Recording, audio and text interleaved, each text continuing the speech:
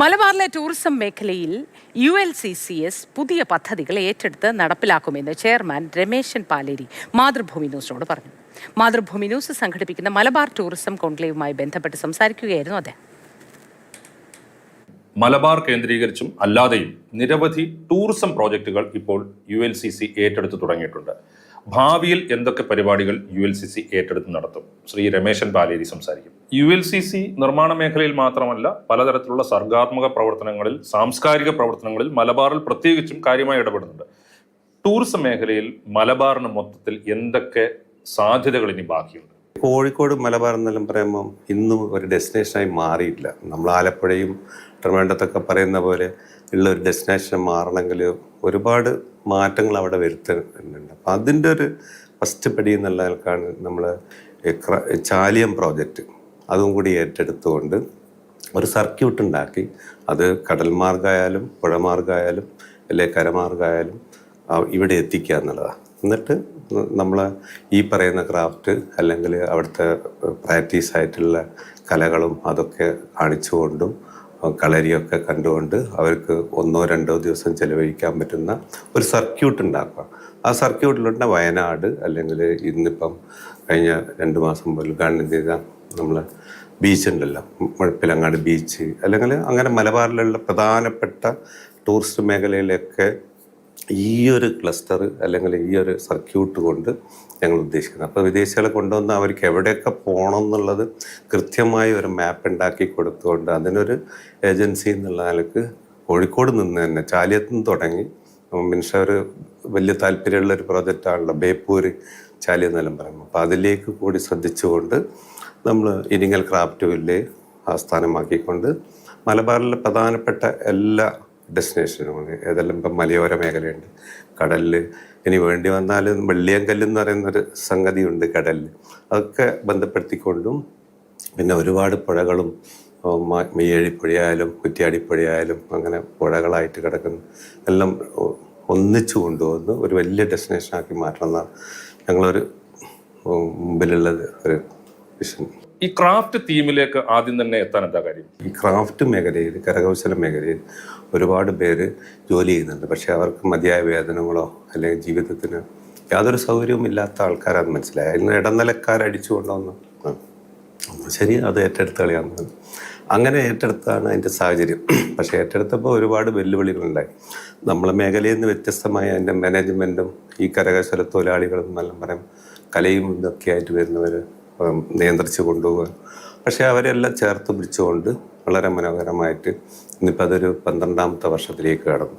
അപ്പം അതാണ് അതിൻ്റെ ഫസ്റ്റ് സാഹചര്യം. ടൂറിസം മേഖലയിൽ നിങ്ങൾക്ക് എന്തൊക്കെ ചെയ്യാൻ കഴിയുമെന്നാണ്, ഭാവിയിൽ എന്തൊക്കെ ചെയ്യാൻ കഴിയുമെന്നാണ് പ്രതീക്ഷിക്കുന്നത്? ഇപ്പോൾ ഈ ഒരു ഫസ്റ്റ് ഡെസ്റ്റിനേഷൻ എന്നുള്ള ഇരിങ്ങൽ ക്രാഫ്റ്റ് വില്ലേജ് വളർന്നു. അപ്പം അതുപോലെ തന്നെ വെള്ളാർ ക്രാഫ്റ്റ് വില്ലേജ് ട്രിവാൻഡ്രത്ത് രണ്ടുമായപ്പം ഞങ്ങൾക്ക് ടൂറിസത്തിന് ഒരു താല്പര്യം കൂടി. അതിലൂടെ തന്നെ കുറേ പേര് കരകൗശല മേഖലയിലുള്ള ആൾക്കാർ ജീവിക്കുന്നു എന്നുള്ളത് തന്നെ ഞങ്ങളെ സംബന്ധിച്ചിടത്തോളം വളരെ സാറ്റിസ്ഫൈഡ് ആയിട്ടുള്ളൊരു കാര്യമാണ്. അപ്പോൾ ഇപ്പോൾ ഇരിങ്ങൽ ക്രാഫ്റ്റ് വില്ലേജ് എന്ന് പറഞ്ഞാൽ ക്രാഫ്റ്റ് എന്ന് പറയുമ്പം അതും മാത്രമായിട്ട് കാണാൻ വരുന്ന വിദേശികളായാലും അല്ലെങ്കിൽ നമ്മളെ ഇന്ത്യക്കാരായാലും അല്ലെങ്കിൽ കേരളക്കാരായാലും അവർക്കൊരു പരിധി വരെ അതിന് സമയം ചെലവഴിക്കേണ്ടുള്ളൂ. ഒരു 3-4 ബാക്കി സമയം എന്തെന്ന് ഇത്രയും ദൂരെ വന്ന് യാത്ര ചെയ്ത് വന്നിട്ട് അപ്പം അതിൻ്റെ സെക്കൻഡ് ഫേസ് നമ്മൾ കൊണ്ടുവരും. അപ്പം അത് നമ്മളെ ബഹുമാനപ്പെട്ട ടൂറിസം മന്ത്രി റിയാസ് മിഷന് ഇൻട്രസ്റ്റ് എടുത്തുകൊണ്ട് ഏകദേശം സെൻട്രൽ ഗവൺമെൻറ്റിൻ്റെ സ്കീമാണെങ്കിലും സ്റ്റേറ്റ് ത്രൂ പോയിക്കൊണ്ട് ആ 100 കോടി രൂപ നമ്മുടെ ഇരിങ്ങൽ ക്രാഫ്റ്റ് വില്ലേജിനാണ് കിട്ടിയിരിക്കുന്നത്. അവിടെ എക്സ്പീരിയൻസ് ആയിട്ട് വരുന്ന ടൂറിസ്റ്റുകൾക്ക് ക്രാഫ്റ്റുമായിട്ട് ബന്ധപ്പെട്ടിട്ടോ അല്ലെങ്കിൽ മറ്റ് കലയായിട്ട് ബന്ധപ്പെട്ടോ ഇപ്പം കളരി പോലും നമ്മൾ കടത്തനാട്ടുകാരാണല്ലോ. അപ്പോൾ ആ കടത്തനാട്ടുകാർ എന്നുള്ളവർക്ക് കളരി പോലും എക്സ്പീരിയൻസ് ആക്കുന്ന രീതിയിലുള്ള ഒരു വലിയ സംഭവമാക്കി മാറ്റാനാണ് ഉദ്ദേശിക്കുന്നത്. അപ്പം ടൂറിസ്റ്റുകൾക്ക് 1-2 ദിവസം വന്ന് നിന്ന് കലയും ക്രാഫ്റ്റും അല്ലെങ്കിൽ കളരിയും ഒക്കെ ആയിട്ട് ഏതൊക്കെ തരത്തിൽ ആസ്വദിക്കാൻ പറ്റും ആ തരത്തിലേക്ക് മാറ്റിയെടുക്കാനാണ് ഉദ്ദേശിക്കുന്നത്. ഈ എക്സ്പീരിയൻസ് ടൂറിസം അല്ലെങ്കിൽ എക്സ്പീരിയൻഷ്യൽ ടൂറിസം എന്ന് പറയുന്നതിന് മലബാറിൽ എത്രത്തോളം സാധ്യതയുണ്ട്? ULCCയുടെ മനസ്സിലും അങ്ങനെ ഒരു പ്രോജക്റ്റ് ആണോ ഉള്ളത്? എല്ലാവരും ഉദ്ദേശിക്കുന്നത് അത് തന്നെയാണ്. ഇപ്പം ഈ 10-12 വർഷത്തെ അനുഭവത്തിൽ നിന്ന് അവർക്ക് എക്സ്പീരിയൻസ് തന്നെയാണ്.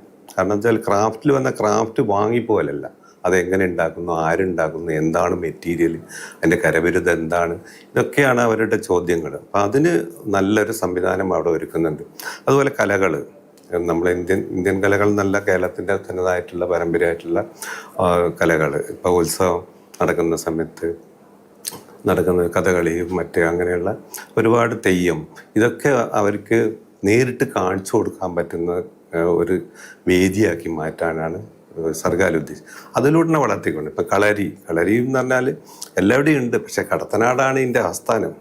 നമ്മളെ അതുപോലെ കുഞ്ഞാലിമരിക്കാരുടെ ഹിസ്റ്ററി എന്താണെന്നുള്ളത്, അതൊക്കെ നമ്മളൊരു വലിയ ഫൗണ്ടേഷൻ, ലൈറ്റ് ആൻഡ് സൗണ്ട് എന്ന് പറഞ്ഞിട്ടുള്ള ഒരു വലിയ പ്രോജക്റ്റും ഒരു മെഗാ പ്രോജക്റ്റും കൂടി കൊണ്ടുവന്ന് ഇതിൻ്റെ ഭാഗമാക്കി മാറ്റും.